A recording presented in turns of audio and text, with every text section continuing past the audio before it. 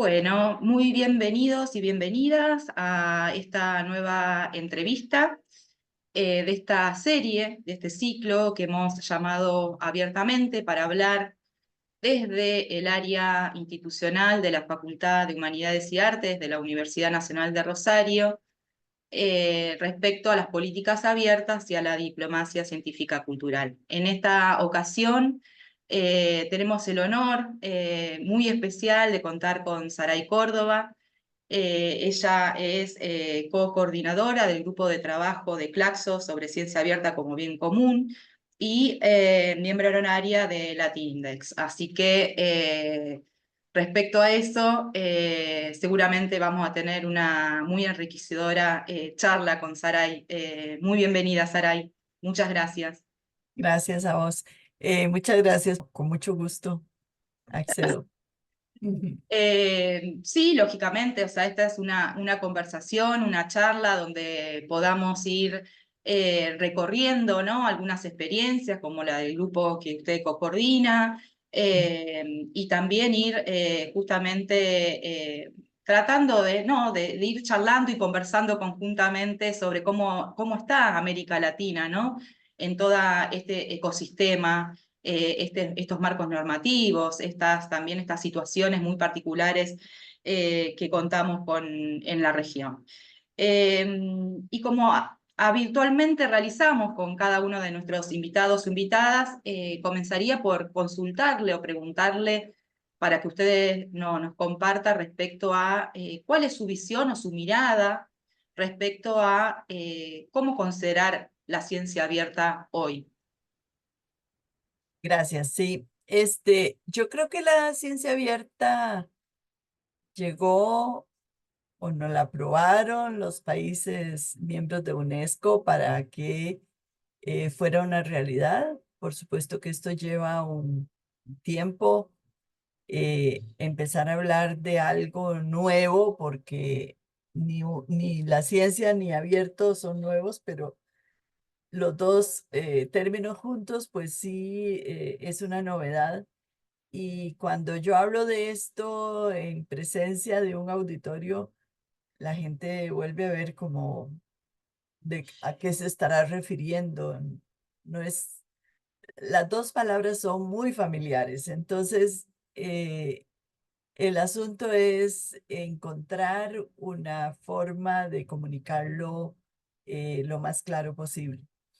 Yo siento que desde que la UNESCO aprobó la recomendación, eh, el concepto, las prácticas de la ciencia abierta y esa transición que nos propone la UNESCO se ha ido fortaleciendo día con día. Tenemos ya muchas políticas, tenemos políticas institucionales, sobre todo en América Latina. Tenemos una infraestructura envidiable. Los europeos ciertamente nos envidian porque creen que consideran que América Latina ha ido avanzando bastante aceleradamente y con muchas fortalezas. Entonces, yo considero que sí, la ciencia abierta en América Latina, en nuestra región, es una realidad ya, es pues, un constructo, como dice la UNESCO, sí, porque hemos ido adecuando uno a otro, ¿verdad? En diferentes momentos, en diferentes realidades, porque América Latina no es homogénea para nada, pero esas realidades han ido configurando un ecosistema muy importante y yo creo que en esto, tanto en todas las disciplinas científicas, no solo en las ciencias sociales, como sucede con nuestro grupo de Claxo, em, en todas las disciplinas se conforma una especie de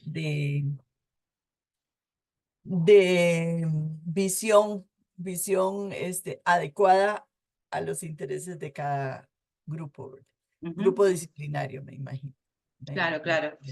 E imagino que esta impronta, ¿no?, de llamarla desde el grupo Claxo como bien común también tiene todo un sentido y un significado, Sí, ¿no? sí, Como usted bien dijo, o sea, la ciencia nació, digamos, con ese objetivo, pero bueno, la historia después deparó otros rumbos, pero justamente, ¿por qué, por lo tanto, la ciencia abierta tiene ese norte de concebirse como un bien común? O sea, sí. si podría ejemplificar el por qué, ¿no? ¿Qué beneficios? Sí, sin duda, porque ha habido iniciativas para disfrazar la ciencia abierta comercial también. Eh, los grupos poderosos que llevan la publicación de libros y revistas en el mundo también utilizan el término ciencia abierta para jalar agua para su molino. Pero nosotros hemos puesto este calificativo bien común y basado en el concepto de los comunes que hace muchos años se acuñó. em, es una forma de decirle al mundo, bueno, sí, ciencia abierta, pero no para hacer negocio, no para este, sacar, redituar de ella, sino todo lo contrario. Es la ciencia abierta, como sus principios dicen, tiene que ser equitativa, tiene que ser dar un aporte a las comunidades científicas y no científicas también, porque encontramos la ciencia ciudadana ahí inserta, para que podamos llegar a una base más democrática del conocimiento. Entonces, bueno, tanto conocimiento como ciencia abierta como bien común es una forma de señalar que lo que nos interesa es que el conocimiento sea de todos y para todos, y no solo para aquellos que necesitan o quieren redituar con él.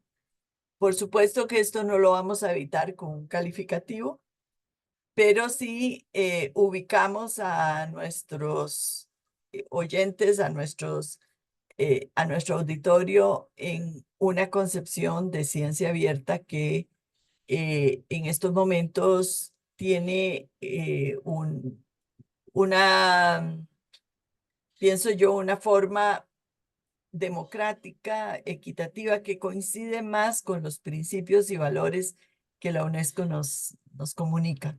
Ujú. Eh, entonces, nos enfrentamos a muchos desafíos en el campo de la comunicación y en general de la investigación científica, puesto que muchas veces decimos, bueno, es que la ciencia abierta también es aquella que em, está en acceso abierto.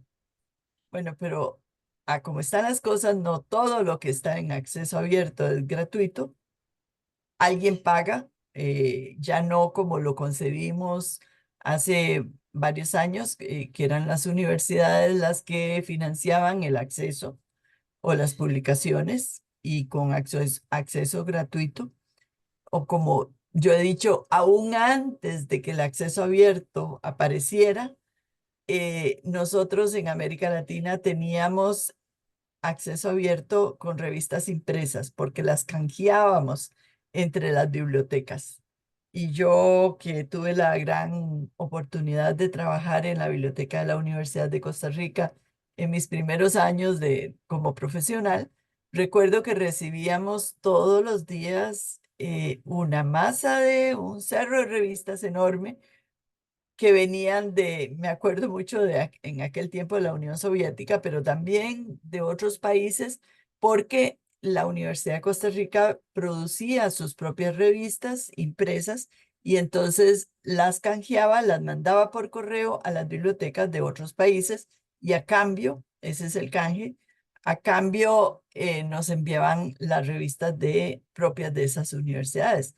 Entonces, yo considero que ya desde ahí teníamos una idea del acceso abierto y era una idea muy pura, muy democrática, equitativa, pero luego, a pesar de que había revistas por suscripción y que no todas las podíamos obtener, pero después entonces viene con el boom de la tecnología, viene la posibilidad de un acceso abierto intermedio o con pago por medio, como el APC, por ejemplo, que nosotros hemos dejado muy claro dentro de la política de Claxo, no es el acceso abierto al que nosotros perseguimos. Eso no es un bien común, porque si tiene que pagar ya sea el autor o sus funders o sus instituciones, peor aún, instituciones públicas, entonces las instituciones estarán pagando 3 veces el valor del conocimiento. Ujú, Financia la investigación, financia las suscripciones y financia el APC. Eso quiere decir que no es ni gratuito ni libre. Al contrario, es un acceso que está limitado por el mercado.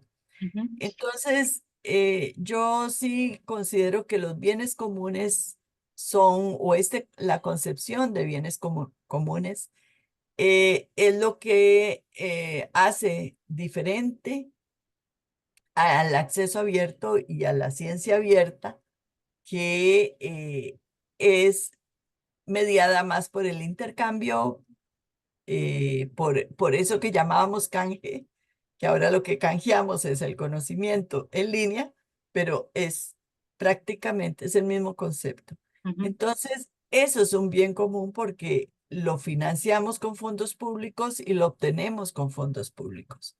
Entonces, es lo que es más equitativo para nosotros.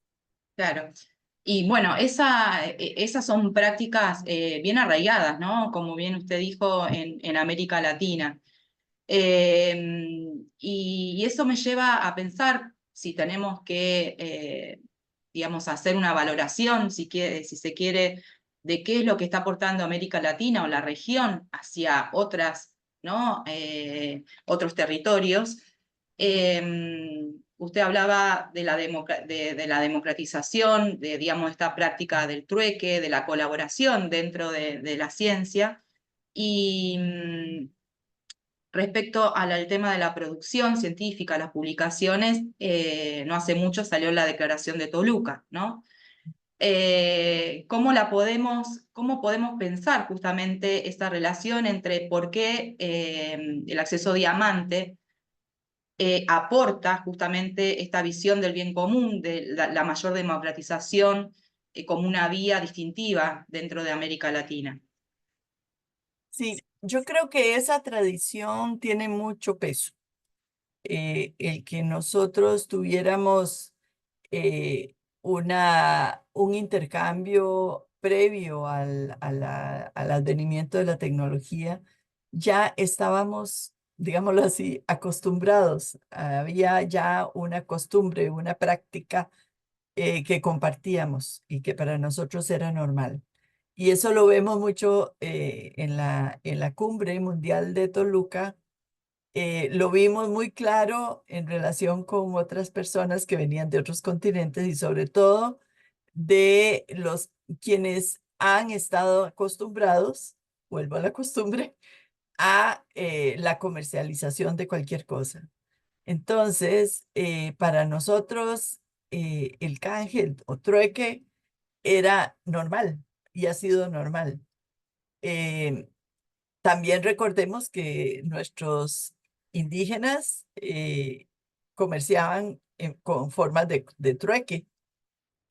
También no existía moneda, no existía el mercadeo, sino es importante entonces, yo creo que esa tradición la llevamos casi genéticamente, pero por supuesto que esto no es uniforme, no es algo que vamos a mantener o sostener por mucho tiempo. el trabajo que se ha realizado en América Latina y sobre todo la generación de infraestructuras abiertas que tan fuerte tiene nuestra región, nuestro continente, em, hace que lo tengamos a mano todos los días. Entonces, desde que empezaron a formarse los sistemas como la Tindex, que fue el primero, luego Cielo, luego Redalic, eh, esos sistemas han tenido mucho, han sido muy reconocidos en el mundo. Entonces, lo más importante es que a partir de ahí también hemos desarrollado repositorios y portales de revistas que si lo comparamos con otras regiones del mundo, nuestro aporte es mayor. Hay más de 700, por ahí se dice, por otro lado 670 portales de revistas, lo cual es mucho para una región este, geopolítica que con muchas diferencias, con muchas inequidades, con muchos problemas políticos, pero lo hemos logrado. Yo destacaría aquí el aporte de las universidades públicas, de las instituciones públicas en general, porque buena parte de ese trabajo se desarrolla en ese nivel. Entonces, pienso que América Latina sí es un continente que ha avanzado mucho y que lo que nos corresponde es sostener y mejorar eso que tenemos. Ujú. El acceso abierto a diamante tiene muchos enemigos, muchos puntos débiles, mucha vulnerabilidad, porque no solo el APC, no solo el Article Processing Charge existe como minando sus bases, sino también la incredulidad y la falta de una cultura hacia el conocimiento como bien común. Entonces, es un campo en el que tenemos que trabajar muy fuerte, no solo creando infraestructuras, sino también desarrollando para que las personas las usen, para que consideren que su contenido es bueno, es excelente, porque muchas veces se dice, un repositorio, pero solo tiene tesis y las tesis son malas, ¿no? Eso no es cierto, porque no solo tesis, eh, por lo menos el repositorio de mi universidad contiene también los artículos que los académicos y académicas publican. Ujú. Fuera de la universidad, tiene todo el contenido de las revistas, las 52 revistas que publica la universidad, y así sucesivamente. Además, pertenecemos a la referencia, que es otro sistema latinoamericano que es da un aporte importantísimo porque es ahí y su relación con el sistema del repositorio europeo también tiene mucho peso en el mundo. Claro. Quizás tan reconocido como los otros sistemas, aunque sea el más joven de todos. Ujú. Ahora bien, usted bueno, al principio también mencionaba la fortaleza que tiene América Latina, la región, o sea, esa tradición, ¿no? Tan interesante, pero ¿por qué sigue siendo tan difícil o qué obstáculos usted ve, percibe, más allá, ¿no? Porque si hablamos de ciencia abierta, no solamente está la publicación, que puede llegar a ser una instancia casi final en el proceso, pero ¿en qué otros espacios evidencia obstáculos aún? Tal vez son pequeños, pero pueden venir desde la formación, las alfabetizaciones o competencias, las infraestructuras, etcétera. ¿Dónde ve la mayor problemática para que el entendimiento de este beneficio, digamos, de entender a la ciencia como un bien común, aún persista, ¿no? En nuestro ecosistema, si se quiere? Sí, muy buena pregunta. Yo soy partidaria, y porque soy educadora, de todos los esfuerzos que se puedan hacer para facilitar la formación de las personas que no solo usan información, sino que eh, generan conocimiento. Y quizás esos generadores de conocimiento, que son investigadores, es el sector más difícil de convencer, porque hay también una actitud negativa en contra de los comunes. Lo que yo generé con mucho costo es mío y nadie me lo va a quitar. Y entonces, por ejemplo, cuando uno habla de compartir datos, que ese quizás es el punto más espinoso de la ciencia abierta, vamos a compartir datos y bueno, primero, ¿dónde están los datos? ¿Están perdidos? ¿Están desordenados? No sabemos dónde están. Eh, Sencillamente tenemos 30 años de investigar y los datos se han ido engavetando y perdiendo por ahí.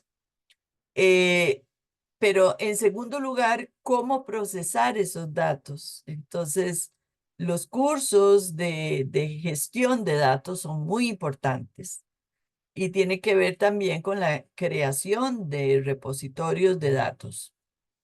Pero tenemos repositorios internacionales donde podemos obtenerlos. Pero entonces, la pregunta es, ¿son confiables?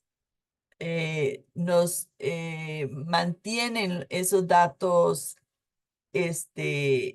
conservados, debidamente preservados para que de verdad otras personas los usen. Pero por otro lado, la actitud que es con la que hay que pelear más también, de esto es mío, nadie me lo quita porque me costó mucho obtenerlo, entonces son las trabas que encontramos en este campo. Entonces, yo creo que compartir datos es uno de los problemas más importantes, pero también problemas, no, las limitaciones más importantes que encontramos cuando hablamos de ciencia abierta, pero también convencer a las personas de que se necesitan políticas. ¿Y para qué políticas? Bueno, porque las políticas públicas favorecen, abren puertas hacia esa transición que andamos buscando. Y muchas veces no se entiende bien qué son las políticas y por qué una política va a lograr resultados positivos. Yo cuando hablo de esto siempre pongo el ejemplo de Colombia. Colombia tiene una política nacional de ciencia abierta y esa política se refleja, se transmite a las universidades y a todas las instituciones, empezando por las instituciones públicas. Entonces, se genera un movimiento que tiene que ver con un cambio de actitud, provoca un cambio de actitud en la gente. Y los investigadores, pues entonces abren sus puertas a ese cambio. Bueno, es lo mismo que sucede, ¿no? Trasladando esta cuestión de las políticas con todo el trabajo que está haciendo FOLEC por el tema de la evaluación, ¿no? Si no se traslada todo este movimiento al sistema de evaluación, o sea, después también es muy difícil que investigadores o docentes puedan, bueno, plantear estas cuestiones. Pero también este trabajo de datos, de datos abiertos, de investigación, o sea, es sumamente importante. De hecho, aquí en la Universidad Nacional de Rosario se ha creado un nuevo repositorio de datos, gracias a su coordinadora, pero, y al equipo, ¿no? Pero todas estas cuestiones, tal vez, no sé qué piensa usted, pero, o cómo lo trabaja el grupo de Claxo, llevan siempre al tema de la gobernanza de datos y a la soberanía tecnológica de las infraestructuras.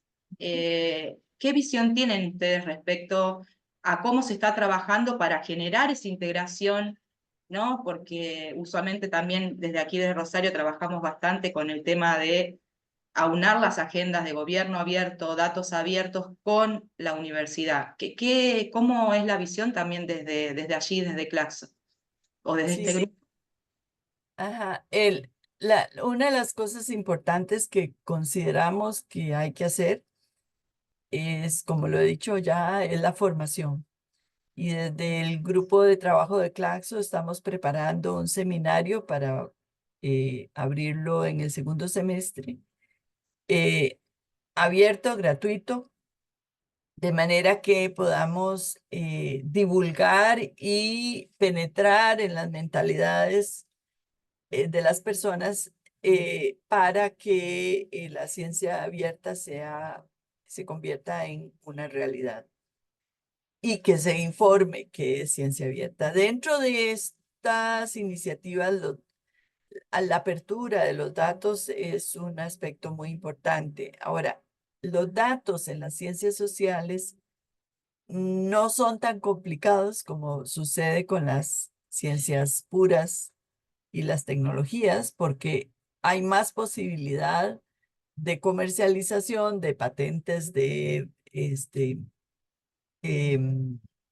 derechos en estos otros campos. En las ciencias sociales, pues sí las hay, pero no es tan fuerte como en el otro grupo de disciplinas. Y lo que sí pensamos es que no podemos obviar, eh, partiendo de estas diferencias, no podemos obviar que los datos y la apertura de los datos de investigación sea una realidad también en las ciencias sociales. Entonces, esas iniciativas de formación de personas, de investigadores, son las que estamos trabajando.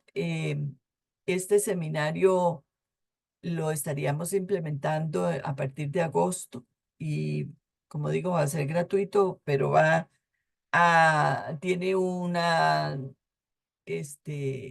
duración de, creo que eran 10 semanas, lo cual, pues, significa que hay que tener constancia y perseveración para participar. Lo van a ofrecer especialistas en el campo, de manera que no seremos solo nosotros. Del grupo de trabajo estamos también llamando a personas de otros ámbitos que colaboren. Esa parte de formación, de sensibilización, creemos que es lo más importante. Luego vendrán las políticas por su propio peso, porque ya la gente estará convencida de que hay que sí tomar decisiones, pero a su vez, pues ya la parte de infraestructura la tenemos más o menos avanzada. Sí. Ujú, Si en la Universidad de Rosario están trabajando un repositorio de datos en buena hora, es una acción que aplaudimos.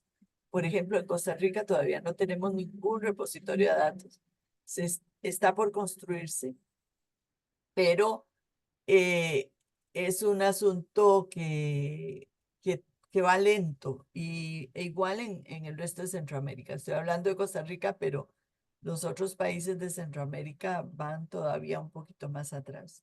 ujú, Y en eso, un asunto importante que puedo contarles es que hay personas que están trabajando en organizaciones centroamericanas para avanzar también en este campo de la ciencia abierta.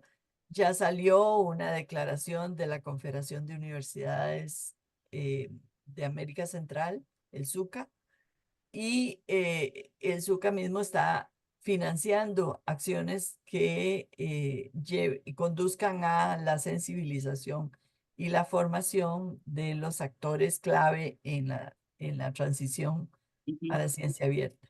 Entonces, no solo Claxo, desde Claxo estamos trabajando en esto, también hay muchas más iniciativas y yo creo que es algo que ya no tiene regreso. ujú.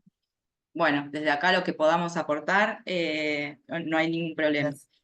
Sí. Em, No, estaba pensando también en los formatos interesantes que hay a nivel nacional, por ejemplo, Brasil, ¿no? Que tiene ese consorcio federado también de repositorios de datos, o sea, Ah, ajá. una experiencia bastante interesante, que lógicamente cuando pensamos en estas cuestiones son procesos de largo aliento, ¿no? Pero son interesantes para ir siguiéndolos de cerca. Eh, la próxima como inquietud, si te dijo una palabra que me parece que más allá de la política institucional es interesante respecto a la toma de decisiones, ¿no? En el ámbito o en la comunidad académica o en la comunidad académica junto a otros actores Mm, de una comunidad en general, ¿no? Y el grupo de trabajo de Claxo hace muchísimo hincapié en la cuestión de la inequidad, lógicamente, y estrategias, la propuesta de estrategias para tratar de minimizar esa inequidad.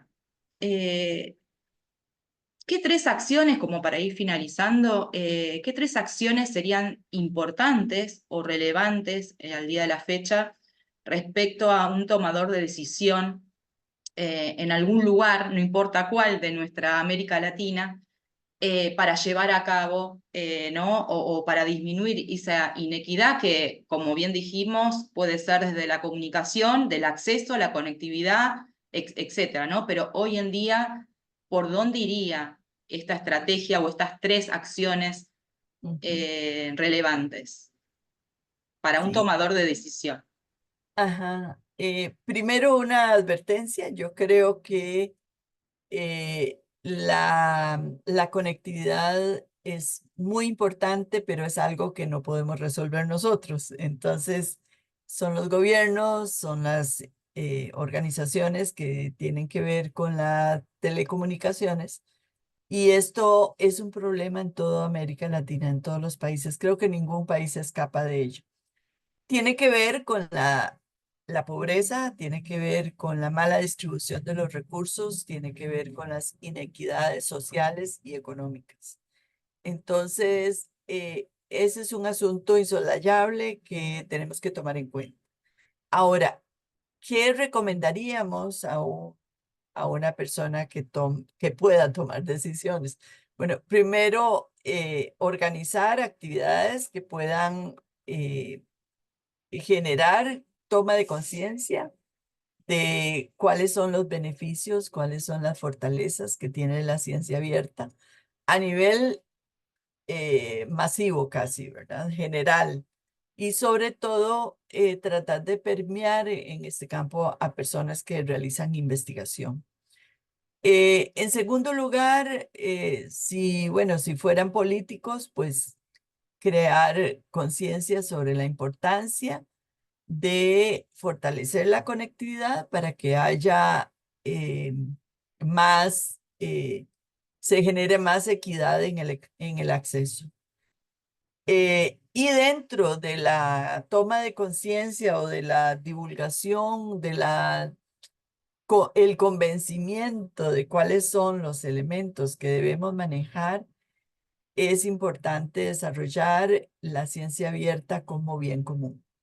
O sea, no hacer diferencia entre los efectos que tiene pagar por publicar o pagar por cualquier producto del conocimiento, de manera que generar conciencia sobre si el conocimiento se genera con fondos públicos, debe ser de acceso público, debe ser algo que compartamos todos, unos y otros. Y por último, creo que es muy importante no solo esas tareas de convencimiento, no solo la generación de infraestructura que requiere de recursos humanos y materiales, sino también eh, lo que decía antes, la generación de políticas. Si un tomador de decisiones tiene poder para decir sí o no en cuanto a prácticas que podamos desarrollar para favorecer la ciencia abierta, pues las políticas, la definición de políticas es el camino correcto para que podamos entonces impulsar una hoja de ruta, un camino que nos abra la perspectiva hacia esa meta, esos objetivos que deseamos alcanzar. Yo, bueno, yo pienso, pero también coincidimos en el grupo de Claxo, que aquí no podemos establecer diferencias porque unos tienen, otros no tienen. Lo importante es que dentro de la definición de políticas tengamos la facilidad, o se contemple la facilidad de acceso, la apertura hacia el acceso, no solo de la información, sino del conocimiento que va más allá. Ujú, Em, un aspecto que no hemos tocado es la ciencia ciudadana. Y creo que aquí es muy importante también tomar en cuenta que nuestro papel en ese campo con las poblaciones más vulnerables, como lo plantea la recomendación de UNESCO, y con los grupos que tienen conocimiento ancestral, como los grupos indígenas, o que tienen sus propias lenguas y que nosotros muchas veces lo desconocemos o las minimizamos. Eh, Son grupos que tenemos que tomar en cuenta, que tenemos que incluir efectivamente en la ciencia abierta. ujú. El multilingüismo es uno de los principios fundamentales y en esto creo que la población en América Latina es de una riqueza increíble, de manera que no solo debemos o deberíamos fomentar todos estos principios en la población investigadora, sino también en aquellas personas que generan conocimiento fuera de la academia y que pueden enriquecer o enriquecen realmente nuestro quehacer tanto en las universidades como en las organizaciones en general. Ujú. Entonces, creo que esas serían las tres medidas que yo recomendaría.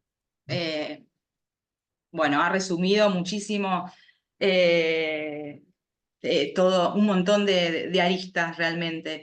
Pero si me permite un segundito más, dado que habló de multilingüismo y que y nuestra facultad trabaja mucho en pos de eso, ¿no? La Facultad de Humanidades y Artes, en muchas ocasiones la cultura o las artes o las humanidades quedan por fuera, ¿no? De este trabajo tan intenso, de este ecosistema o movimientos de la ciencia abierta, ¿no? Hasta mismo la palabra tal vez excluye cuando se habla de ciencia. Sí. ¿Por qué entonces, o por qué es sumamente importante en realidad el trabajo que se está haciendo desde el ámbito de la gestión cultural, desde las escuelas de lengua, de la región, ¿no? Bueno, de las diversas disciplinas de las humanidades y artes para concebir este conocimiento abierto? ¿Qué aporte ve ahí usted? ¿Qué entrelazamiento interesante se puede llegar a dar? Bueno, nosotros concebimos que la ciencia es todo, abarca las humanidades, las ciencias sociales, las artes, de manera que no excluimos ninguna actividad humana que genere conocimiento. Tanto conocimiento es una composición musical o una poesía o una novela, como descubrir la cura de una enfermedad. El valor es similar, es un aporte de la humanidad para que mejoremos y la vida sin las artes pues no existe.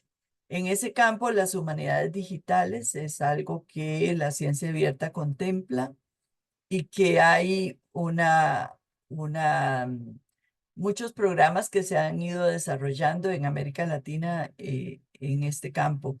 Yo pienso que es prioritario, sí, porque no vamos solo a contemplar que los físicos, los matemáticos, los biólogos son las personas que van a resolver nuestra o a mejorar nuestra vida, también la cultura, también las artes, la belleza tiene que ver también con calidad de vida. Entonces, es una concepción global, no es segmentaria, no es excluyente. Y en este caso, la ciencia abierta pues tiene mucho que ver con concebir la ciencia como ese conglomerado de actividades humanas que mucho más amplio que, eh, como hemos acostumbrado a decir, la ciencia son las ciencias duras y las blandas las dejamos para otras personas. No, todo lo contrario. La ciencia es un conglomerado de actividades humanas que tiene que ver con la generación de no solo el conocimiento, sino de todas aquellas actividades que mejoren la calidad de vida Ujú. y el desarrollo, por supuesto. Bueno, nos quedamos felicitando y agradeciendo, lógicamente, por todo lo que ha compartido y apostando por esa belleza, ¿no? Del bien común, por lo tanto, para América Latina. Muchísimas gracias, Saray, por su tiempo y por sus palabras. Al contrario, gracias a ustedes por tomarme en cuenta y porque nos dieron este espacio. No a mí, sino al grupo de trabajo de Claxo, Conocimiento Abierto como Bien Común. Em, es un gusto haber compartido este espacio y espero que tengamos oportunidad de continuar con este trabajo y este esfuerzo. Muchas Muchas gracias. gracias, Saray.